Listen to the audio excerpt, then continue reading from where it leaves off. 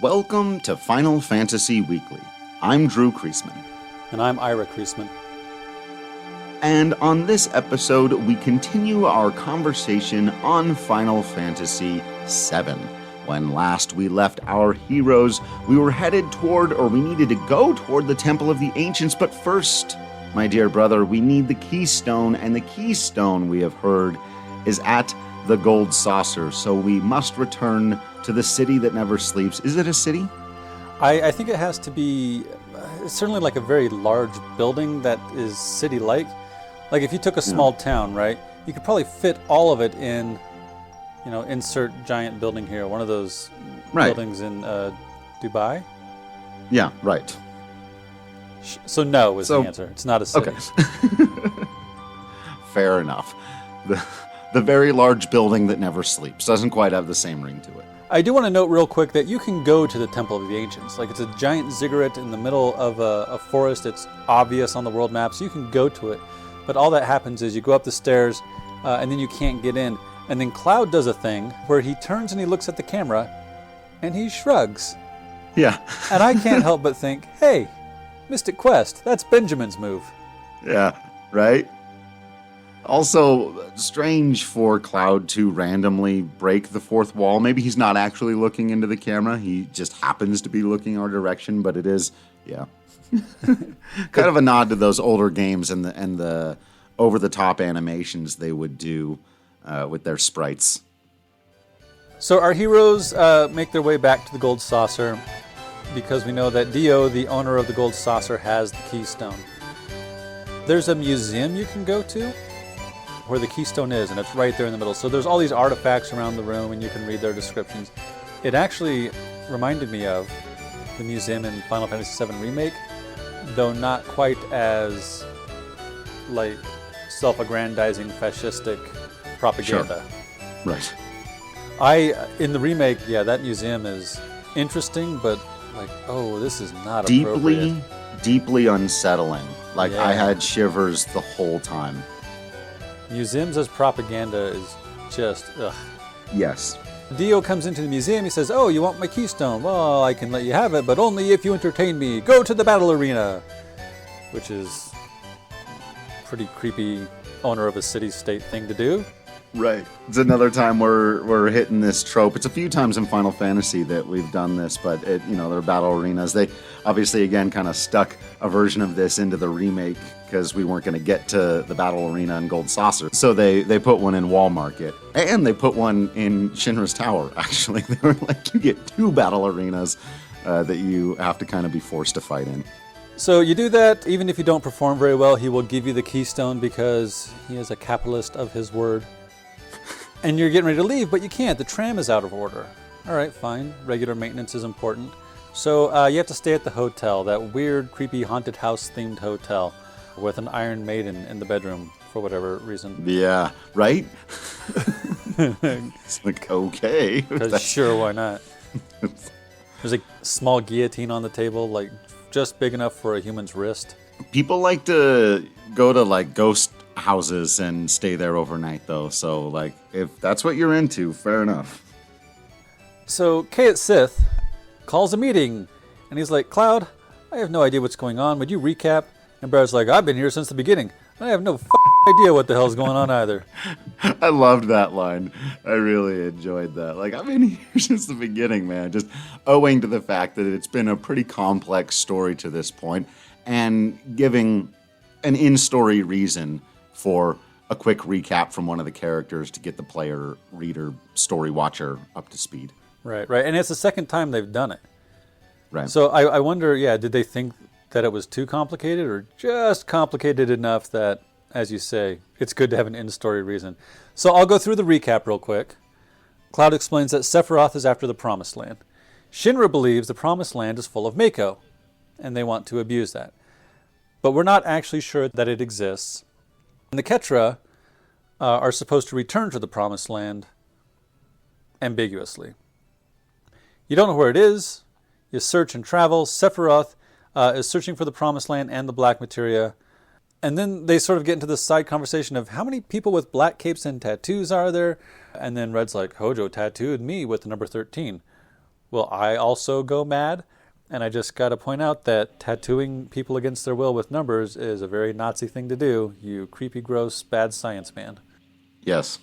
So I do wonder, I mean, so Red has this moment where he's like, oh, I'm number 13. Will I go crazy? And our heroes try to say, no, we don't think so. Considering the one who's... with no assurity whatsoever, because they can't be. But they're just like, we really hope not, and we're going to be there by your side, the whole way, which is really nice. Because speaking of unsettling, how unnerving would that be? Right, and he's not the one who's going to, have a mental break. Right. That's also a nice little misdirection, a little red herring there for us to get it in our minds that one of our main party characters could be manipulated in this way, but as we'll soon find out, it's not Red 13. So Sephiroth is after Black Materia in the Promised Land. Shinra wants the Promised Land because they think they can strip mine it. The Ketra seem to think that the Promised Land had to do more with searching and traveling. That's our recap so far. So then we cut to a scene where Cloud is alone in his hotel room and somebody knocks on the door.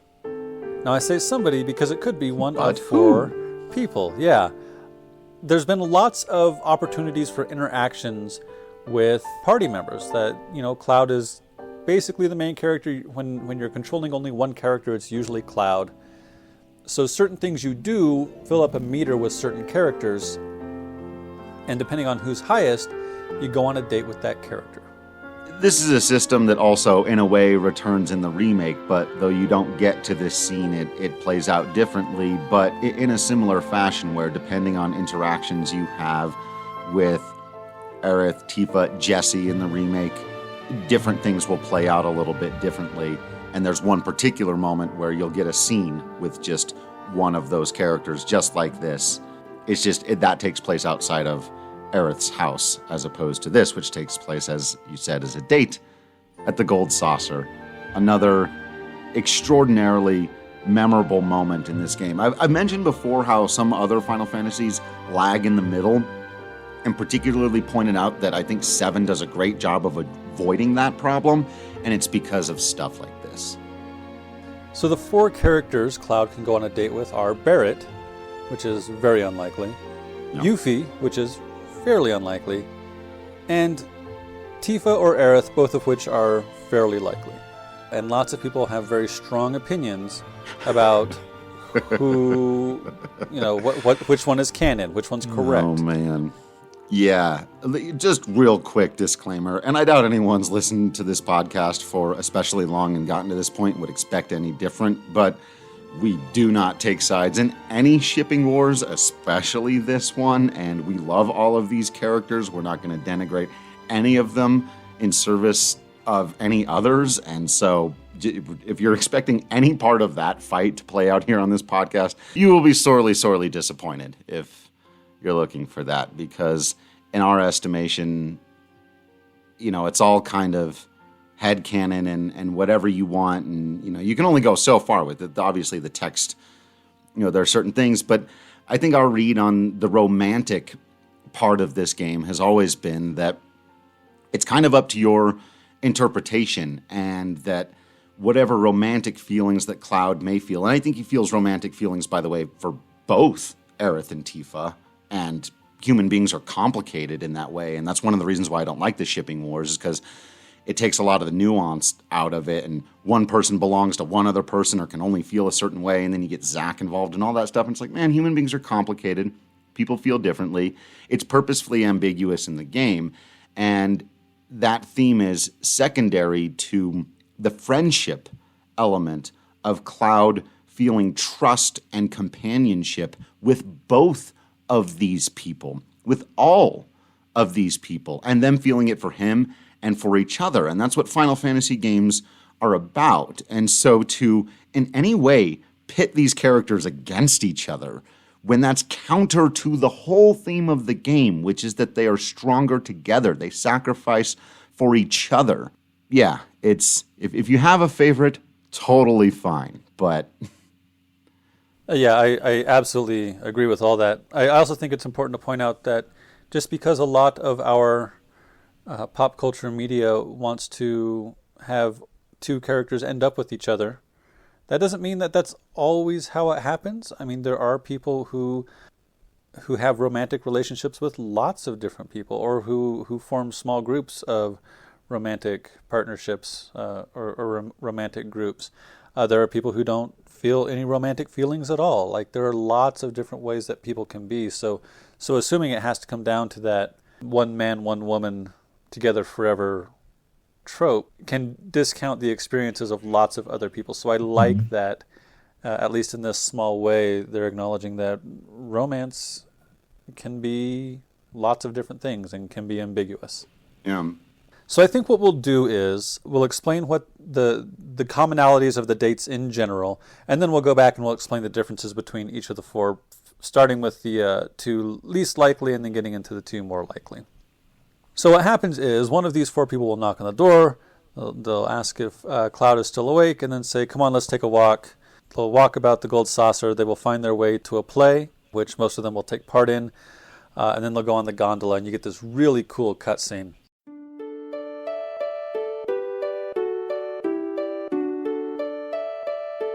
Where Cloud and his date are riding on the gondola, and you'll have an opportunity to look out the window every once in a while, and you get these neat pre-rendered videos. So you see the roller coaster nearby, and then you see, like, you go right by the chocobo races as the chocobos are running past. There's this huge fireworks scene, and then you're looking down on the gold saucer somehow, like, how did the gondola get way up there? But whatever, it looks cool. And there will be a conversation that is either awkward or sweet or some combination thereof.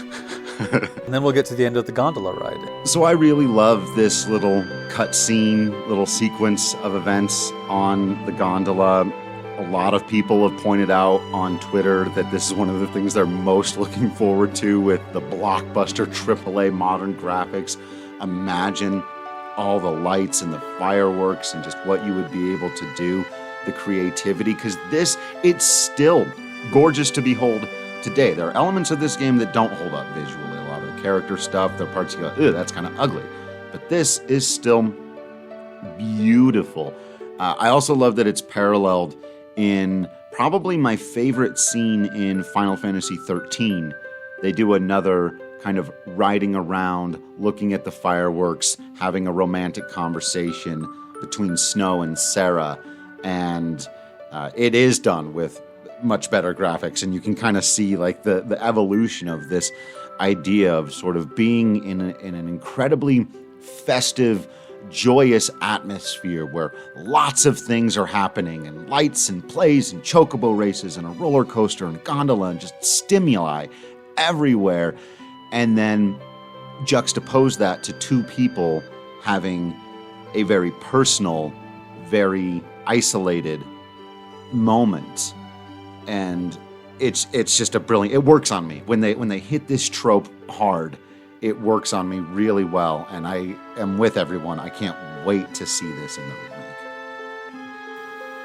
Also, the piece of music that accompanies this scene, titled Interrupted by Fireworks, is one of my all-time favorite Uematsu, kind of small, relaxing, study music, pretty pieces. It may even just be one of my favorite pieces of all time of his. It's just so warm and wonderful and kind of perfect.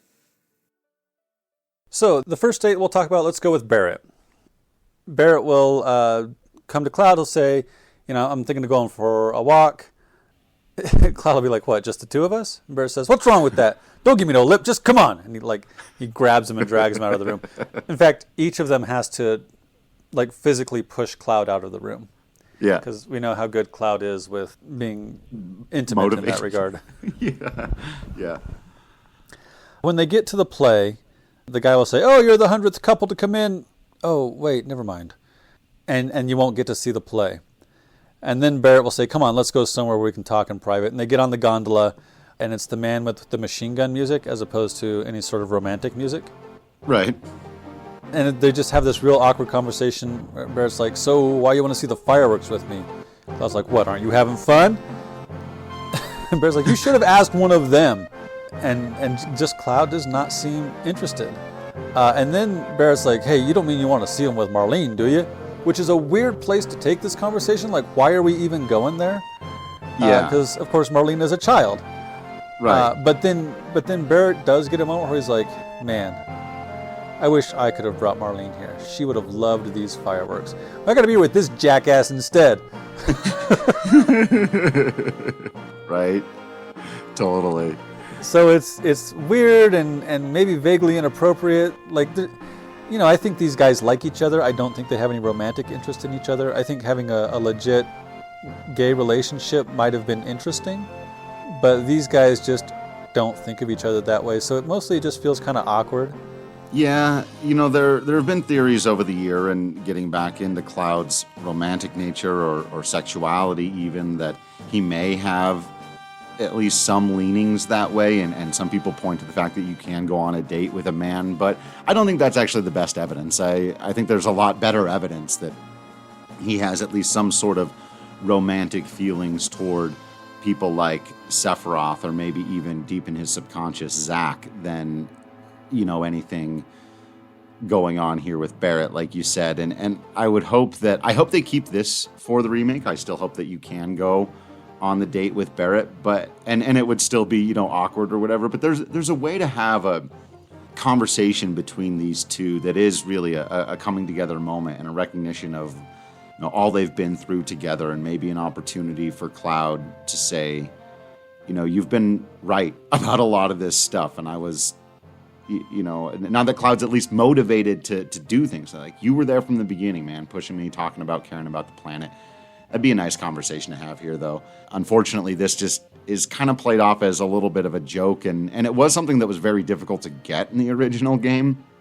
So you kind of had to be working at it to purposefully find this scene, and so, yeah, it's too bad. It feels like a missed opportunity in the original. Yuffie can show up to Cloud's door. Again, she wants some company. Just keep me company for a bit. And again, she has to sort of pull him out of the room. They can go to the play. They're the 100th couple, so they get to participate in the play. We'll get into what the play is in the next one, I think. The gondola scene is where it's really different. You watch all these scenes, and then Yuffie decides to kiss Cloud on the cheek. She just does it real fast, and then she says, I just felt like doing that. And it's worth noting that she is the only one to kiss Cloud in this scene. Yeah. And then Cloud gets all awkward and doesn't say anything in his usual Cloud way. And she's like, hey, say something. Why don't you say something? Oh my God, I could just die. Say something, please. And then Cloud says, something. And I'm pretty sure Yuffie slaps the shit out of him. As well she should. I mean, in Cloud's defense, she's like 16. Right. So... And he doesn't know her very well. Like, they haven't... Right. He doesn't know her as well as he knows Aerith and Tifa at this point. Right. But she does say, once the gondola ride is over, thanks for coming with me. Yeah. Yeah, this one's nice. It's sweet. And honestly, probably how something like that could go. Again, because they don't know each other real well, and you could see a teenage girl getting caught up in the excitement. Cloud's a cutie, and... you just kind of, really like it. And that she kisses him on the cheek, too, is like, it keeps it from being, I think, weird or gross or even potentially problematic, where you're just like, it's a nice little moment. She shows appreciation for him in his own kind of way. He shows some of it back. Right, yeah. He I mean, is he teasing there? Or is he being a dick? Or maybe he doesn't know the difference, right? Right. I think it's a bit of both, and him trying not to lead her on or get involved because he's not interested. He might say, not interested. Not interested. But something is as close to an actual joke as Cloud has made on purpose at this point. He said plenty of things that were funny, but not necessarily on purpose. So, I mean, you got to give him a little credit for that. All right, so now I'm going to leave it up to you, Drew. Who should we do next? Oh, Aerith sure. or Tifa? And I just want you to know that whichever decision you make will say a lot about you and your headcanon.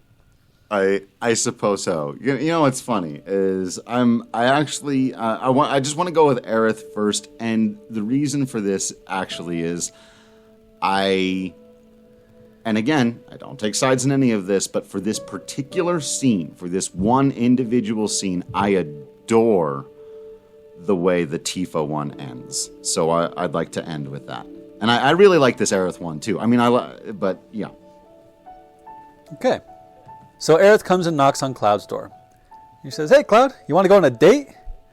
And Cloud, of course, forward. yeah, because she's not the Love demure, sort of prudish character a lot of people want to make her out to be. She is gonna go after what she wants.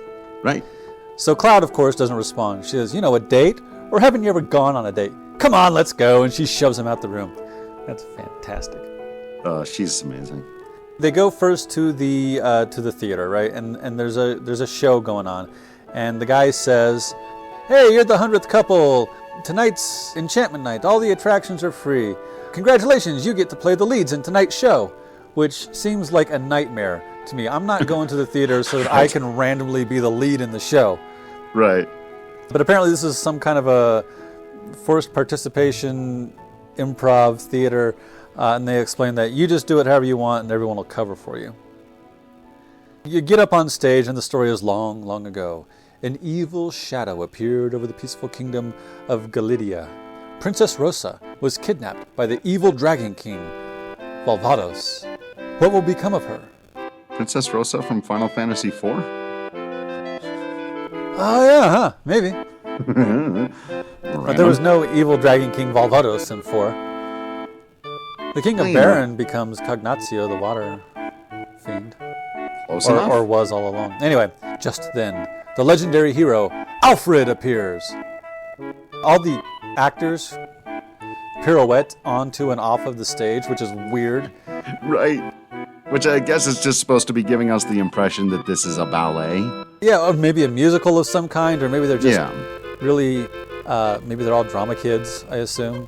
This is so bizarre, but I have to say, remarkably charming. The king comes on and he says, "Here is a knight and here is a wizard. Talk to the one who can help you." And you find out that the dragon's weakness is true love. So then the dragon comes on stage with either Tifa or Aerith, since in this case we're doing Aerith's story, it's Aerith. Okay, so the dragon's weakness is true love. So you have options now. Kiss the princess, kiss the king, kiss the evil dragon. So there's that. So you get to choose, and if you kiss your date's hand, then the dragon gets drug off stage. I think they get dragged up into the rafters, but their feet are still showing at the top of the screen, which is hysterical. Yeah. You can kiss the dragon, and it turns into a woman. I think I don't remember what happens if you kiss the king. But either way, Cloud kisses their hand, which is so. Of the two, I would say Cloud is more demure than Aerith. Totally. Very prudish, but it also, again, pretty sweet. Also, just a quick mention, this is another play within a play within a story. Final Fantasy loves doing this. After 6, we have the opera. We've got this one here. 9 begins and ends with a play, stage play. Right. So, yeah. 10 has its own version of that. 10-2 in particular is concert within a play, within a story. Yeah, absolutely. But yeah. So the whole play is just to reinforce the power of love, right? I do like that they poke a little fun at themselves too with this kind of over-the-top parody of fantasy stories and kissing the princess and there being a dragon king, and then his weakness is true love. They're poking fun at their own, because that's the story. That's every Final Fantasy, is the answer is true love and love your friends and your family, and that will overcome evil in the end. And they're like, we know. Yeah. And also it's true. Yeah.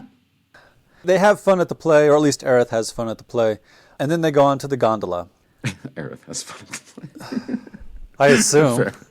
Yeah, I'm not sure how much fun Cloud had, but fair enough.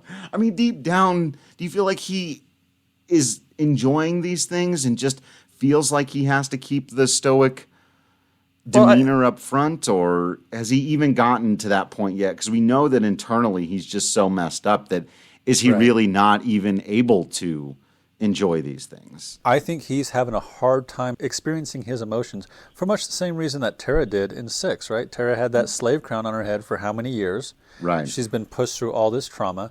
Cloud had some similar experiences in Crisis Core. That's right. You're going to have to teach me about the expanded 7 universe. But yeah, he also has been through all these experiences, right?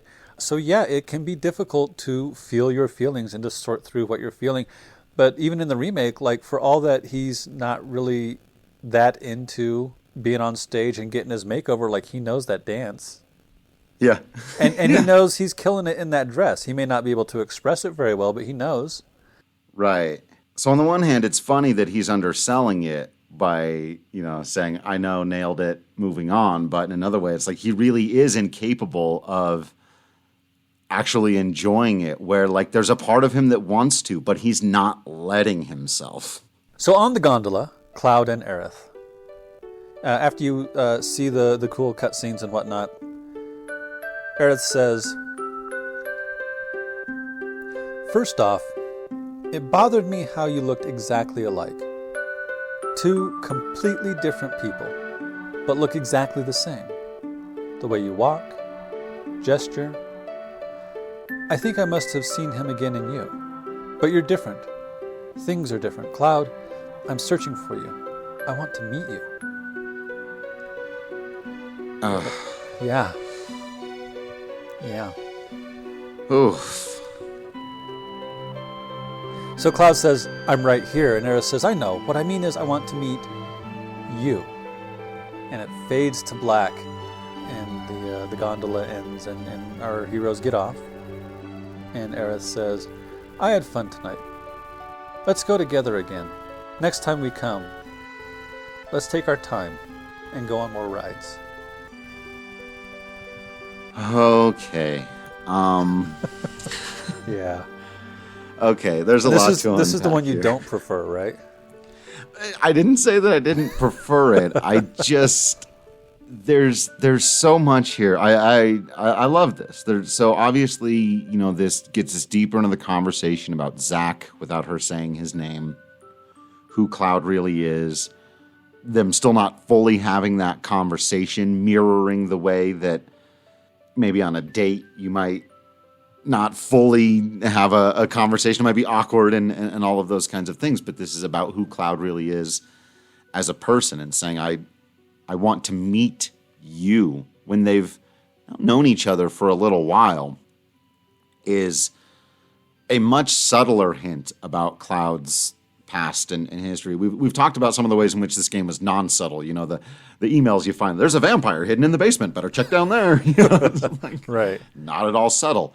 This is where the subtlety matters so much more in a conversation like this, where she just is kind of musing aloud, and you might feel that way about people in your life who maybe haven't been through the level of trauma and aren't as fractured as Cloud is, but somebody you feel like, and I know a version of you. I know you when you're out and about and on the town, or you when you're at work, but I really want to get to know the real you. And she's saying that, and it echoes in the ear of the audience, whether you recognize it or not, that we don't know the real Cloud. And if you extrapolate a little further, neither does he. And then, of course, you've got it, and spoilers for stuff coming up here, but the end of it, I don't know how to say it without fully spoiling what's coming next episode, but... Well, Aerith and this game continue to look toward the future. Right. Aerith has a line earlier on where she's like, "Man, it would be fantastic if I could ride on an airship, right? I really want to do that someday." Right. Yuna in Final Fantasy X keeps talking about wanting to go to see Zanarkand. Right. So there is hope for the future, even knowing that Sephiroth is trying to destroy the planet, right? Right. So hope for the future, even not knowing what's going to come, is another theme of Final Fantasy. And even knowing as we do what is to come, dramatic irony, I guess, like the audience knows a thing that our characters don't know. Yeah. And it just plays really well here because she's excited to do things. And yeah, I just think it's really nice. Yeah. And upon second playthrough is heartbreaking, and we'll get back to that more later. So the fourth character Cloud can go on a date with is Tifa. Cloud's in his room alone. Tifa knocks on the door. He lets her in. She says, "Cloud, come on, let's sneak out of here." And she shoves him out of the room because, you know, dude would rather stay in his hotel room and think quietly. I don't know anybody like that. You go to the theater. The guy puts Tifa and Cloud on stage. They do the thing. Tifa enjoys it. "That was fun. Let's go on the gondola next," she says. So they go on the gondola. You see the cool cutscenes, and then the conversation. And Tifa says, "Okay, I'm just going to go ahead and say it. Aerith would be able to just come out and say it." So one, she didn't. And two, Yuffie's the one who kissed him. Yep. And that's basically the conversation. And then it fades to black. And then we go to the outside shot where they're coming off the gondola. And Tifa says, "Cloud, sometimes being old friends is hard. I mean, timing is everything. And then she doesn't say anything for a while. And then she says, "Cloud, I really had fun tonight." And Cloud says, "What did you want to say?" Tifa says, "Nah, nothing." And my heart breaks into 1,000 pieces. I know. Oh. I watched a streamer named Nixie Puff play through this game. I watched her highlights. She's fantastic. Also a big fan of Unaleska, Sarah Key. Those are some of my favorite streamers. And when this scene ended, she just put her controller down and yelled, "Tell him how you feel." Yeah. And it's a hard thing to do, especially when you're all messed up in this big war, kind of two wars now. There was the Shinra thing, now there's the war for the planet against Sephiroth, and there's all this stuff about your memories being shaken up, or his memories being shaken up. The two of you don't quite have the same recollection of very big and important events, but there is this true connection at the heart of it, and you're searching for it. The same way Aerith was searching for the real Cloud, Tifa is searching for how real her own feelings are, and it comes out in these truncated sentences. A lot of these old games don't have great writing. They have script writing that is serviceable, that tells a really great story, that gets the point across. But this, I think, is subtly very cleverly written, because she just can't finish a thought, and yet everything that she's thinking and feeling comes across to anyone who's been paying attention. That's why I mentioned the streamer Nixie Puff, is because she got it right there in her first playthrough, 20 years after this game was made. Felt that hurt of Tifa not being able to just come right out and say, "I've got certain feelings for you, and I think we need to have some conversations about who we are and who we could be," or maybe any of that stuff. But it's like she also doesn't want to overcomplicate everything else that's going on. It's maybe a little bit more than her girl crush right now. That's not, but it's more than that, and they're old friends, and it's just all tied up in just a handful of little bits of dialogue. Like when you read them there, they don't sound, all that inspirational or complicated, but there's just so much subtext going on here, and it's why I wanted to finish with that one, because I think it's one of the best jobs they've done to this point in the franchise of getting across deep, complex emotions that a character is feeling through just a couple little bits of broken dialogue. Very good writing, very good scene. Tifa and Aerith are both exceptionally deep, interesting, intricately written and conceived characters. And yeah, this is one of the reasons why this game is so beloved. So now you have to play the Cait Sith music.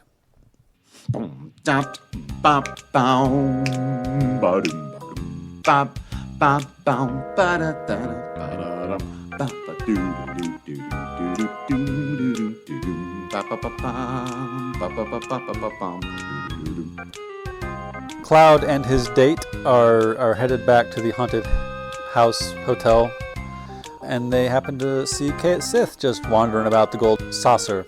That's suspicious, and he's conspicuous, so they follow him, and they realize, holy cow, Cait Sith has the keystone, and then they chase him through the various regions of the gold saucer, and they play the Final Fantasy VII chase music, but it could just as easily be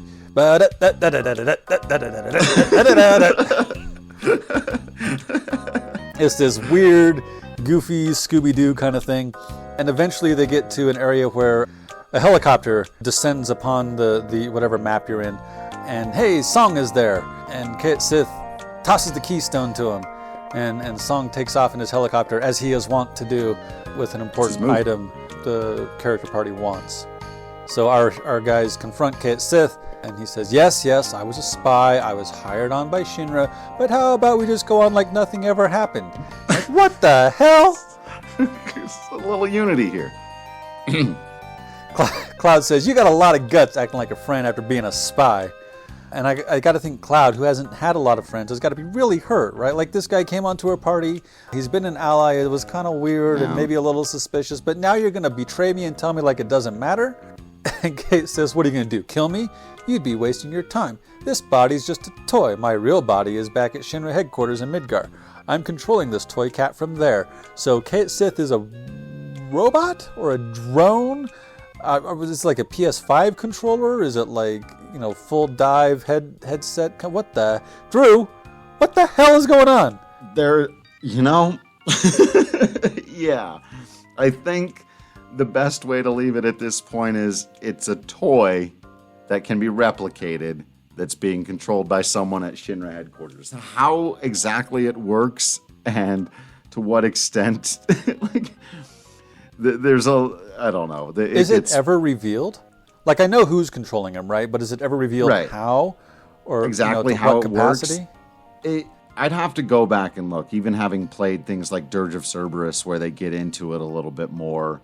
I don't recall it being specifically laid out how the mechanics of it work. So if somebody knows, hit us up and we'll read through it. Because, yeah. Cait Sith explains that he's really an employee of Shinra. Can't tell you who we are. We're just going to keep going as though nothing happened. And Cloud is like, I don't think so. And Sith says, all right, I thought you might say that. So here, I prepared something. And then he puts Marlene on the phone. You mother, I swear to God. Yeah. So Marlene's on the phone. And so if Barret is your partner here, Barret loses his mind. Right. And Cait Sith's like, so if you don't, you have to do what I say. I didn't want to take hostages, but this is how it is. No compromises. So we're just going to go on like everything's fine. We're going to the Temple of the Ancients. I know where it is. This is how it is. And if Yuffie is your partner for this, because she hates Shinra, like, you mother son of a bitch, I'm going to kick your... She doesn't even know who Marlene is, right? Right. But she does. She hates Shinra, so now she hates Cait Sith, and that makes sense. And I like all of this, but then the consequences of this feel lost. Okay, what are the consequences of Cait Sith being a traitor? Like, he's still part of the party. Do we just trust him now? He can just be like, obviously we don't trust him. We're doing it because he's got Marlene hostage. Right. But, well, you know what? It just creates a ton of tension for the party at this point moving forward. And it's actually kind of an interesting because, it's pretty rare to have somebody as a member of your main party in a Final Fantasy game that you out and out don't trust. I would imagine during this section of the game, a lot of people probably just don't use him, right? Because you're like, F that dude, right? Like, what? Like, why is he still here?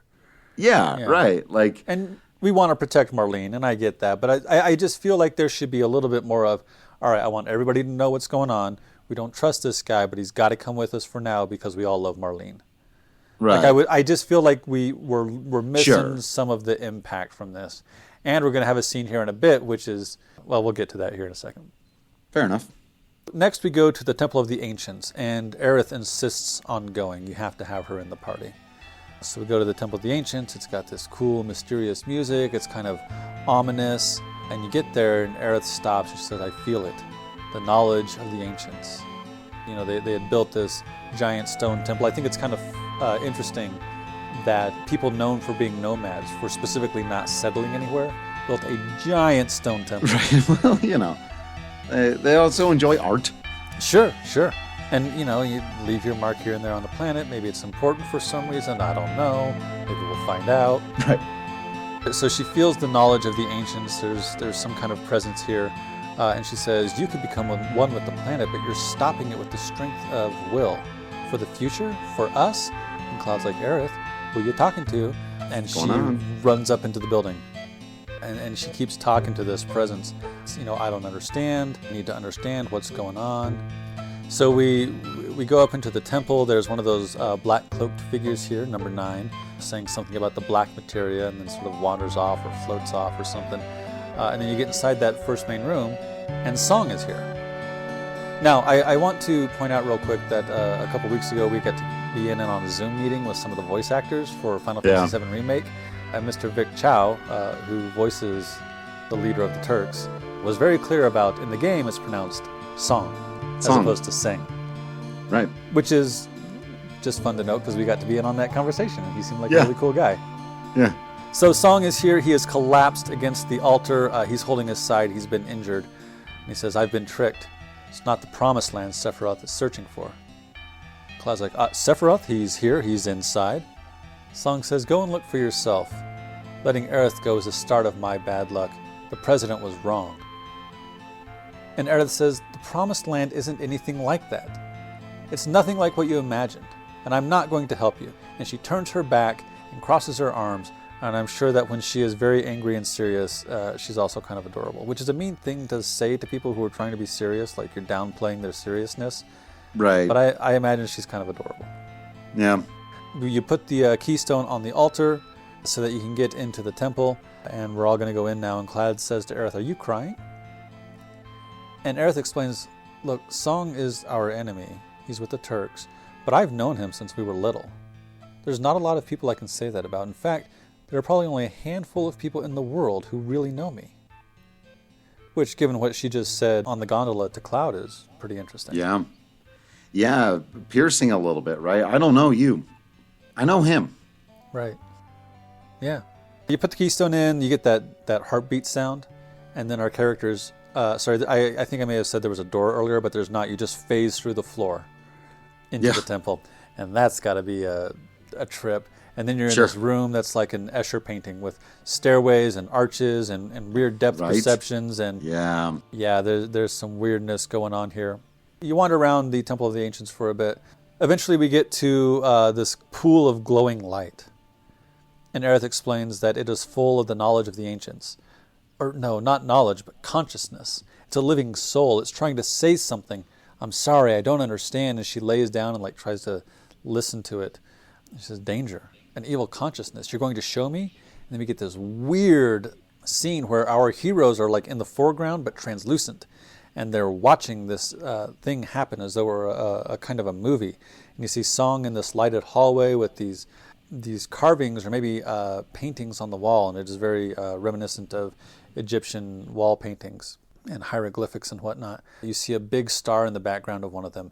And my first thought was, Levos? Right. Yeah. We're about to learn about this calamity from the sky. And in this case, it is not Levos, because that's Chrono Trigger, but rather Genova. Yeah. And Elena is here. She's saying, what is this? Can we find the promised land with this? Sang says, we have to report this to the president. And then he looks at Elena and he says, hey, Elena, how about dinner after this job's over? What? So on the one hand, that's wildly inappropriate. First, okay, I can understand, if you've had a crush on a person for a long time and you think, oh shit, everything's about to go sideways, maybe you want to, take your shot with that person you've had a crush on. But one, he's got a crush on Aerith. So there's that. You can have it, like we said earlier, right? You can have a crush on more than one person, and that can even be appropriate and fine, so long as everybody's, you're having good conversations and everyone's in on it. But that does not appear to be what's happening here. Also, he is her boss. Yeah. That's, I think, the part of it that's kind of a power dynamic there. Right. That's a little. But also, if we're about to if things are about to go really bad, or maybe really well, maybe we're about to ascend to the promised land, and this is your last chance for a date night. I don't know, but either way, it feels Fair enough. a little bit, yeah. A little weird, yeah. So Elena leaves. Song is here trying to piece together what's going on here on these wall paintings. And Sephiroth floats in behind us, maybe? Yeah. And then appears with Song, and he says, "This place is a lost treasure house of knowledge. The wisdom of the ancients. I am becoming one with the planet." And then he sort of splits in two, or maybe like his spirit splits out. Like, it's not clear. Deliberately ambiguous, I think. Yeah. He says, "You stupid fools, you never thought about it. All the spirit energy of this planet, the wisdom, the knowledge, I will become one with that." And Song's like, "No shit, you can do that, huh?" Wow. Yeah. Okay. Sephiroth says, "The way lies here." And then, like, the one version of Sephiroth turns to where our characters are watching the scene and laughs at us. And then another version attacks Song. He says, "Only death awaits you. But do not fear, for it is through death that a new spirit energy is born. Soon you will live again as part of me." Which is a weird, mean, creepy way to take the we're all part of the same life force idea.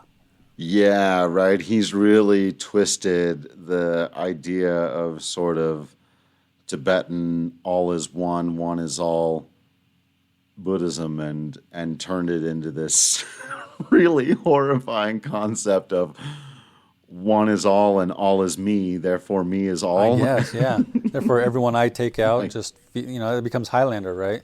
The more people I take out, the more power I take on. Oof. Right.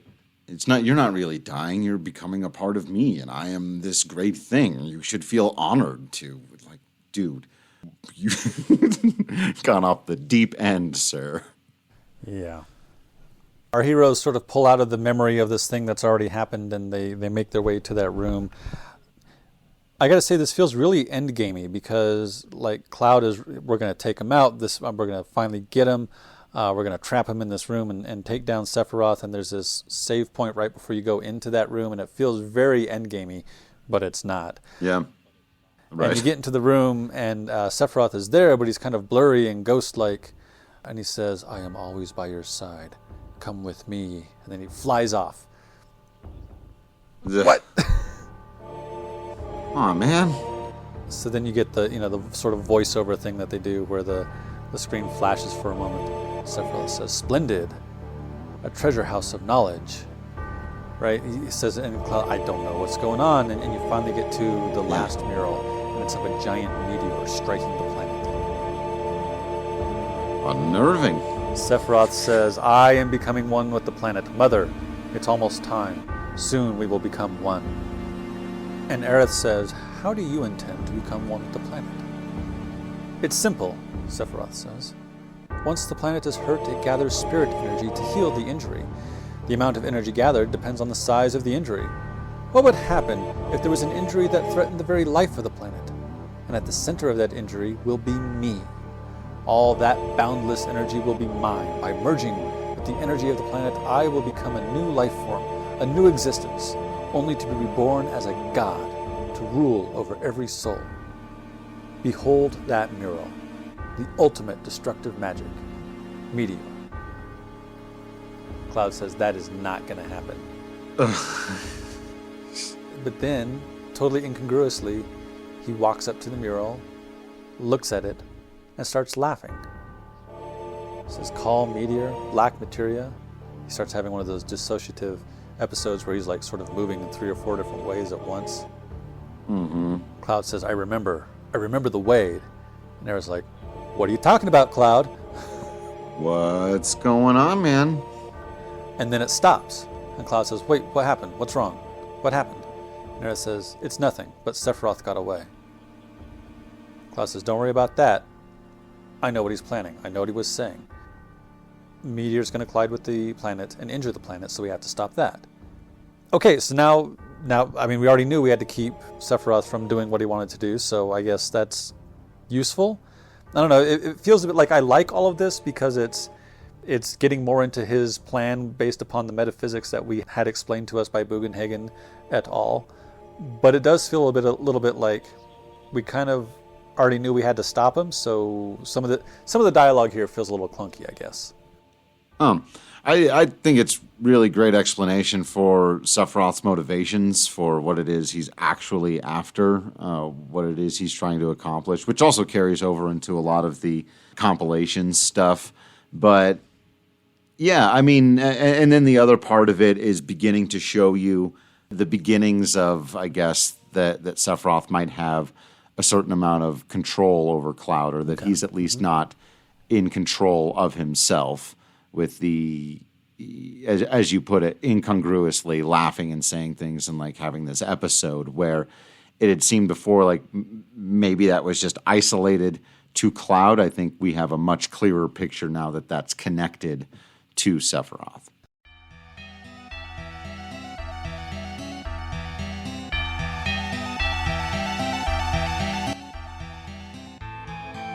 So, here's what happens next. There is a little hologram at the end of this hallway, and when you touch it, the whole building shakes. And eventually our characters figure out that basically the temple, this big ziggurat, is the Black Materia. So this little model is a device that gets smaller each time you solve this little puzzle. And as the model becomes smaller, you become smaller also, until it's small enough to fit in the palm of your hand. So solving the puzzles makes the Black Materia smaller so you can take it out. But, Aerith explains, you can only answer the puzzles while you're inside the temple, so anyone who does so will eventually be crushed.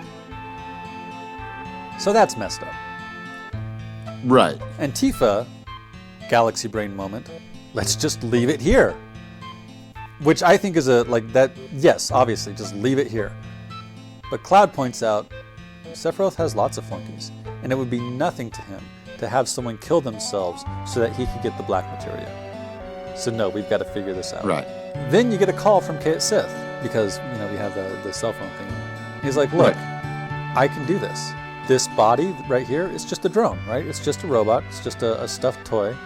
And we cannot let either Sephiroth or Shinra get their hands on this stuff.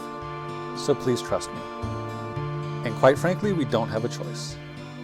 Because I do not want to trust this guy. So when I was saying, there are no consequences to the, he's basically kidnapped Marlene. He's got Marlene hostage. This is kind of what I'm like, do we trust him? No, but he's the only one who can do it. So are we meant to feel bad for him with what's coming up? I don't know. I don't think so. I don't think that we're meant to feel bad for him at all. I think we're meant to feel uneasy about whether or not this is going to work because we don't trust this guy. We've already determined that we're not going to be, at best we're going to feel neutral about him making, and it's not even really a sacrifice, as we said, because it's a toy body. So no, I think it's just supposed to be sort of a complex, emotion that we're feeling here, where it's like, I guess we have to put our hands and our story and the rest of what's going to happen here into the hands of this guy who's going to hopefully come through, but we don't really have a reason necessarily to believe that he would, or to believe that he's on our side. And so I think that's kind of interesting. So it's about to get even more complicated. So we meet Cait Sith at the front of the temple, and there's sort of this awkward moment, right? And then Cait Sith's like, all right, so I'm going to go do this. And Aerith sort of nudges Cloud and says, say something to him. Cloud's like, I'm not good at this stuff. And Cait Sith says, I understand. I feel the same. And Aerith has this really sweet moment. She says, hey, Cait Sith, why don't you read our fortunes? And Cait Sith's like, yeah, you know what? I haven't done this in a while. It's something I'm good at. And then Aerith says, how compatible are Cloud and I? And Cait Sith's like, oh, shit, I should have kept my mouth shut. Never mind, I'm going to go do the death thing. He does eventually say, you know what? You guys are perfect for each other. Thank you for believing in me, even knowing that I was a spy. This is the final farewell. And Aerith says, be strong, Cait Sith. So I definitely remember having some feels for this. On the one hand, this son of a bitch has Marlene captive, and he's been a spy the whole time. On the other hand, he's kind of sacrificing himself for us. And he's walking down this hallway, and he's by himself, right? So we're getting a monologue just for the players. She told me to be strong. I feel so happy. I can protect the planet too. I'm kind of embarrassed. There's plenty of stuffed toys like my body around, but there's only one of me. Don't forget me, even if another Cait Sith comes along. Goodbye then. Guess I'm off to save the planet. Yeah. So is Cait Sith a person in addition to the person controlling the drone? Does the robot have some autonomy? Is this weird? Like if I were reading this book, if I had written this scene, I would rewrite it, because it's one thing to be deliberately ambiguous. It's another thing to be confusing for the sake of being confusing.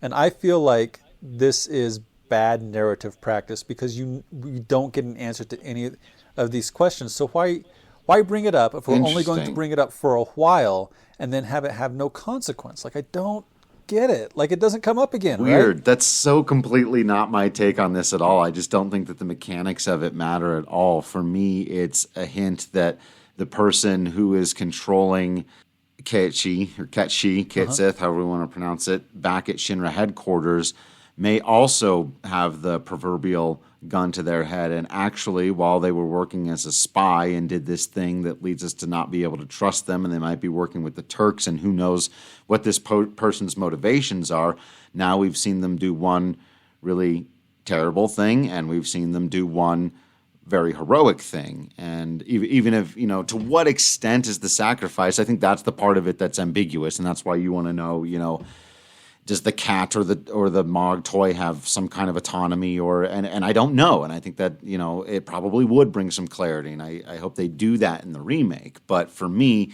that's completely secondary to this idea of now we have deeper questions. Okay, we know that this person isn't 100% on our side. We know they work for Shinra, but we also now know that they do have the end goal of saving the planet in their heart, in their mind. That is what they want, and that is what we want. So I just think it creates this really interesting dynamic and begs the question, okay, so who is the person inside of Shinra who has to walk this fine line between doing their duties as a spy, but also really now we get this, and that's what this scene does for us, is, but they are, for the big question, still on our side.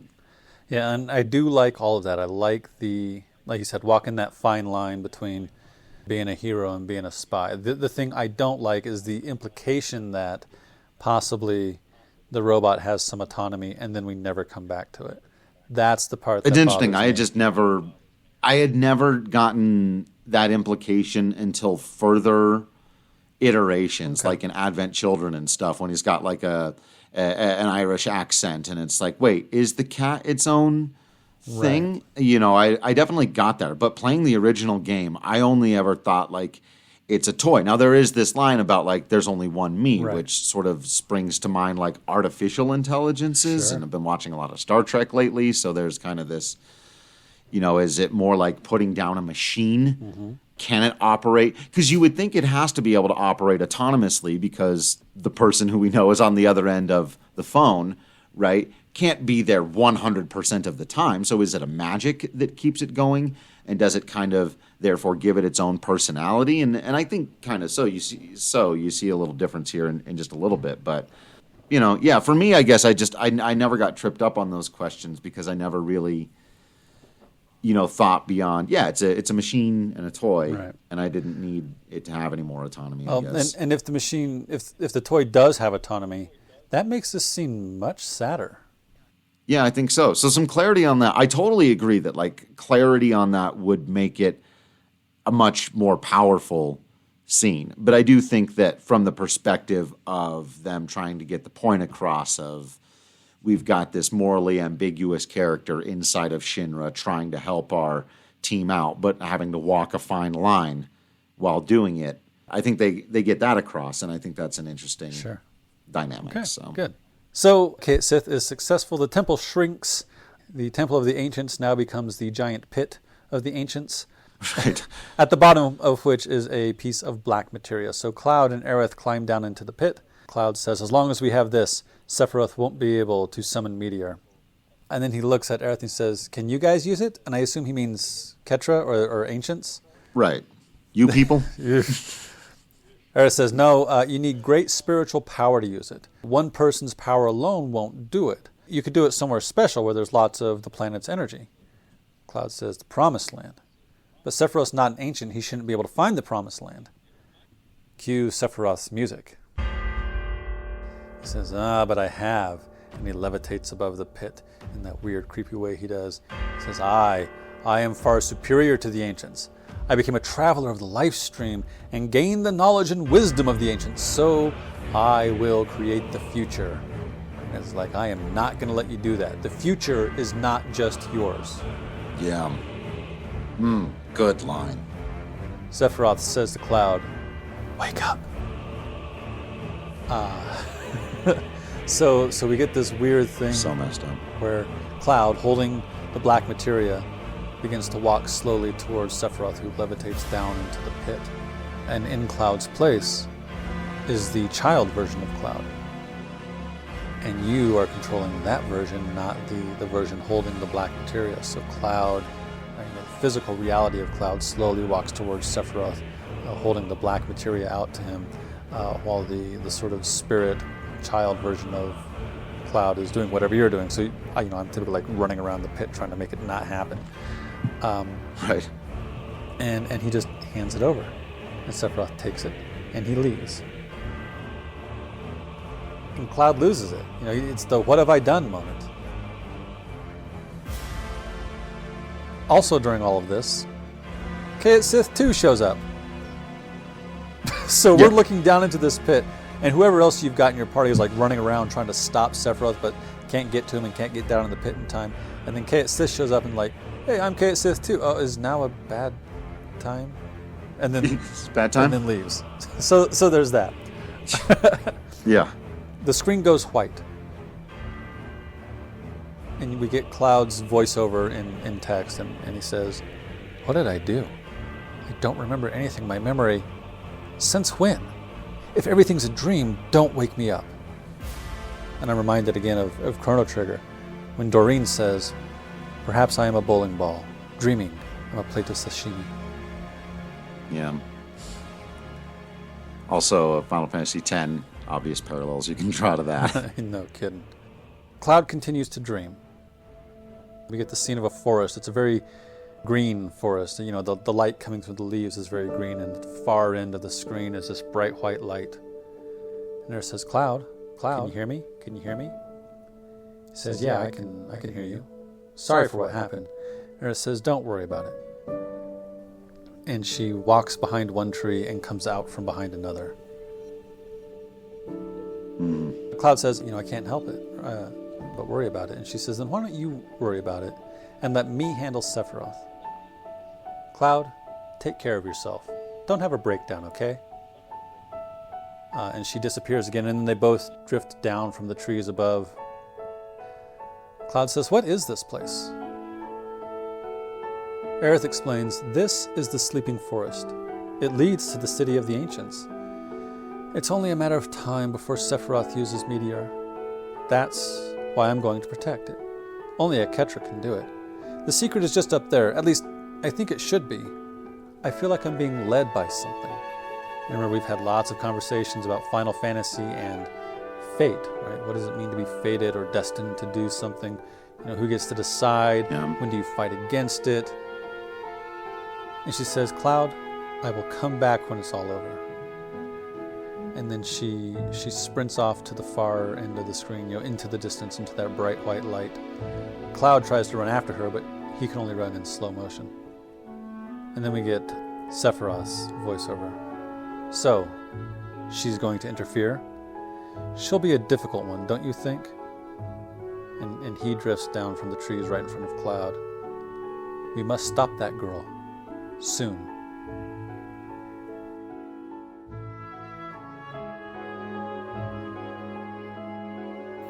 That's it for this episode. Thank you for listening, and thank you to everyone who has reached out to us.